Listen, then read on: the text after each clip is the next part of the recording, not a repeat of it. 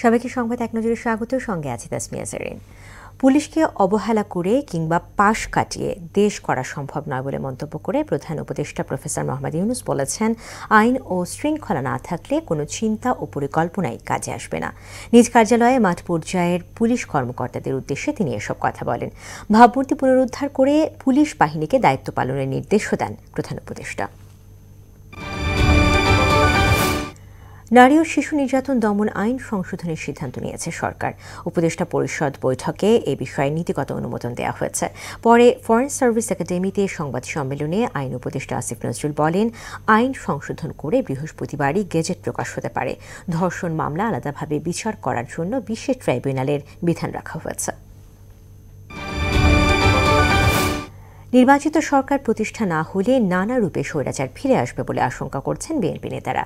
টানা ১৬ বছর বিএনপি সরকার বিরোধী আন্দোলন ও ৫ অগাস্টের গণঅভ্যুত্থান নিয়ে কিছু উপদেষ্টা বিভাজন সৃষ্টি করছে অভিযোগ করে শেখ হাসিনার শাসনামলে বিচারহীনতার সংস্কৃতির কারণেই দেশে অপরাধ বেড়েছে বলে মন্তব্য করেন।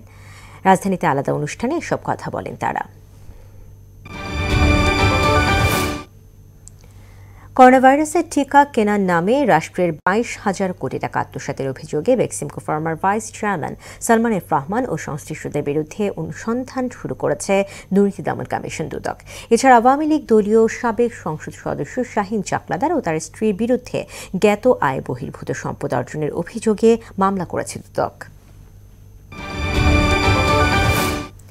২৩ মার্চের মধ্যে বকেয়া বেতন পরিশোধের আশ্বাসে পূর্ব ঘোষিত কর্মবিরতির কর্মসূচি প্রত্যাহার করেছে বাংলাদেশ রেলওয়ে অস্থায়ী TLR শ্রমিকরা। সকালে রেল ভবনে রেল সচিব ফাহিমুল ইসলামের সঙ্গে বৈঠকের পর এ ঘোষণা দেন তারা। এর আগে সকাল ১১টার দিকে রাজধানীর আব্দুল গনি রোডে রেল মন্ত্রণালয়ের সামনে অবস্থান নিয়ে বিক্ষোভ শুরু করেন রেলওয়ের অস্থায়ী শ্রমিকরা। ইয়েমেনে যুক্তরাষ্ট্রের হামলার জবাবে এবার USS হ্যারি এস ট্রুম্যান বিমানবাহী রণতরীতে হামলা চালিয়েছে হুথি বিদ্রোহীরা। গোষ্ঠীটি বলছে যুদ্ধজাহাজটিকে লক্ষ্য করে কমপক্ষে 18টি ক্ষেপণাস্ত্র ও ড্রোন ছোড়া হয়েছে। এর আগে সশস্ত্র গোষ্ঠী হুথিদের লক্ষ্য করে শনিবার থেকে ইয়েমেনে বিমান হামলা চালায় যুক্তরাষ্ট্রের সামরিক বাহিনী। এতে এ পর্যন্ত নারী শিশুসহ 53 জনের মৃত্যু হয়। বাংলাদেশের মাটিতে পা রাখলেন হামজা দেওয়ান চৌধুরী।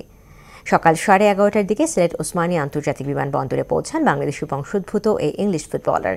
সেখানে তাকে স্বাগত জানায় বাফুফে কর্তৃপক্ষ। 25 মার্চ ভারতের বিপক্ষে ম্যাচ দিয়ে বাংলাদেশ দলে অভিষেক হচ্ছে হামজা চৌধুরীর। দর্শক, এই ছিল সংবাদ এক নজরে সবশেষ খবর। সবার আগে জানতে মোহনার সাথেই থাকুন। এতক্ষণ সঙ্গে থাকার জন্য ধন্যবাদ।